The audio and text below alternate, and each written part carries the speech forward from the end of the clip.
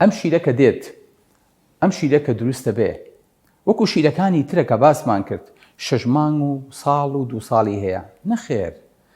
ئەم شیرە کە دروستە بێ خۆشەویستەکەم ڕۆژانە پێکهاتەکەی ئەگۆڕێ. الله ئەکبەر، نابخوا سەعات بە سەعات پێکهاتەکەی ئەگۆڕێ. لەگەڵ گەورەبوونی مناڵە، لەگەڵ پێداویستی مناڵە، ئەم مناڵە پێویستی بە چییە؟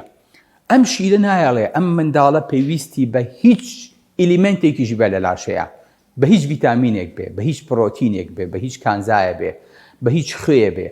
ئەم 6 مانگە هەموو ئەم پێداویستیانەی بۆ پڕەکاتەوە.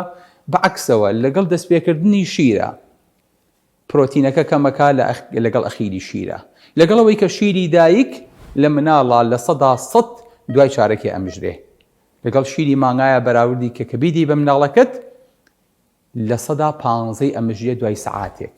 سەیری ئەم جیاوازیەکە بۆیە بینیت شیری دایک باشترین شیرە. ئێمە وعدمان پێدان باشترین کارگەتان بۆ دۆزینەوە بۆ دروستکردنی ئەم شیرارە. بە هیچ شێوەیەک پێوترێ یەکەمی بێڕەکابەر شیری دایک هیچ منافیسێکی نییە و تا قیامەتیش منافیسی نابێ.